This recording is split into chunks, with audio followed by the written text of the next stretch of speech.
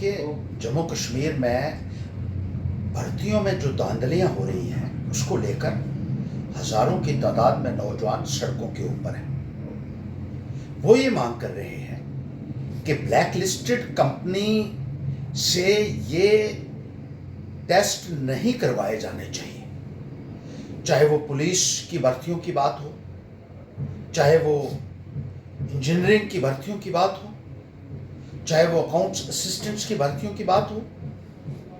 Aptech company को पहले भी हायर किया गया था, जो एक ब्लैक लिस्टेड कंपनी है, और इन्हीं नौजवानों ने ये खुलासा किया था कि भारी पैमाने के ऊपर पैसे का लेन देन हुआ है। पहले तो सरकार मानने के लिए तैयार नहीं थी, लेकिन जब सबूत दिए तो सीबीआई और दूसरे जो विजिलेंटे ऑर्गेनाइजेशंस हैं उन्होंने इस बात को तस्लीम किया कि 30-30 लाख रुपया नौजवानों से लिया गया था इन भर्तियों को करने के लिए। शोर हुआ और उस भर्तियों को कैंसिल करना पड़ा। दबाव में आकर इस सरकार ने उन भर्तियों को कैंसिल किया है जिसमें 30-30 लाख रुपया इकट्ठा किया गया था। लेकिन एक बार फिर से उसी एपटेक कंपनी को दोबारा वो इंटरव्यूज, वो टेस्ट, रिटन टेस्ट करने के लिए एंगेज किया जा रहा है, जो इस काले कारनामे को अंजाम देने के लिए जिम्मेदार है। हम पूछना चाहते हैं क्या हो रहा है जम्मू कश्मीर के अंदर, किस तरीके से भर्तियों को, गवर्नमेंट जॉब्स को, नौकरी, सरकारी नौकरियों को खुलेआम बेचा जा रहा है, और जब नौजवान आवाज उठाता है तो उसके ऊपर आप डंडे बरसाते हैं, आप उसको डिटेन करते हैं, पुलिस थानों में बंद करते हैं। कौन सी हुकूमत आई? ये कौन सा निजाम? नरेंद्र मोदी जी से मैं पूछना चाहता हूं, कहते थे ना खाऊंगा ना खाने दूंगा, यहां तो दबा के खाया जा रहा है।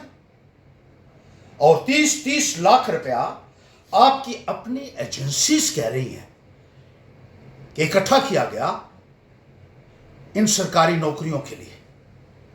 नौजवानों की डिमांड बहुत जायज है, उनके ऊपर ये जुल्म, जोर जबरदस्ती कतई बर्दाश्त नहीं होगी। और एक ब्लैक लिस्टेड कंपनी को आप ये कॉन्ट्रैक्ट कैसे दे सकते हैं भर्तियां करने के लिए? आप फिर से वही धांधली करना चाहते हैं। आपके फैसले से ये स्पष्ट हो जाता है, ये नहीं होने देंगे। किसी कीमत ने इतनी पढ़ाई की, अब वो पैसे देकर नौकरियां लेंगे। मैं भी मंत्री रहा हूं, मैंने 35,000 भर्ती की अपने दौरान, एक आवाज कहीं से नहीं उठ सकी। और असेंबली में तमाम एमएलएज ने, मेरे अलावा जो 86 एमएलएज थे, उन्होंने हाथ उठाकर कहा कि इस किस्म की भर्ती हमने आज तक नहीं देखी, जहां एक भी शिकायत नहीं आई 35,000 लोगों को भर्ती करके। और मीडिया ने उस वक्त, जो नेशनल मीडिया ने लिखा था कि हिंदुस्तान के इतिहास में जम्मू कश्मीर की लेजिस्लेटिव असेंबली के एक इतिहास बना है जहां 35,000 भर्तियां हुई और सब एमएलएज ने कहा कि इतनी पारदर्शिता से भर्तियां नहीं हुई। आज बीजेपी की हुकूमत में यह हो रहा है और सुनने के लिए कोई तैयार नहीं है। और नौजवान अपनी जायज बात कहते हैं तो डंडे बरसाते हैं। और बेरोजगार नौजवानों के साथ जो सलूक किया जा रहा है वो नाकाबिले बर्दाश्त है।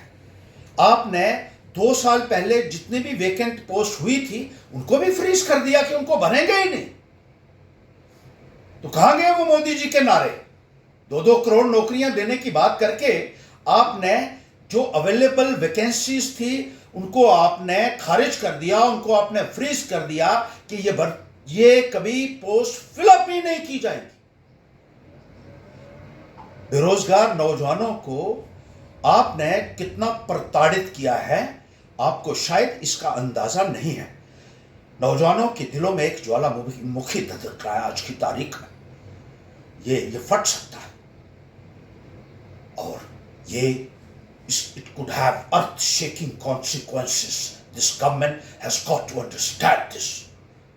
और मैं कहना चाहता हूं इस सरकार से कि नौजवानों के धैर्य का मत इम्तिहान लीजिए, और जो बात कर रहे हैं सही कर रहे हैं। ब्लैक लिस्टेड कंपनी से भर्तियां नहीं होंगी, और जो आपने फ्रीज की हैं उनको भी दोबारा से डीफ्रीज कीजिए और भर्तियां कीजिए। नौजवान, पढ़ा लिखा नौजवान, उसको उसको मुलाजमत देना सरकार की जिम्मेदारी बनती है। और हम इन नौजवानों के साथ खड़े हैं, कंधे से कंधा मिलाकर।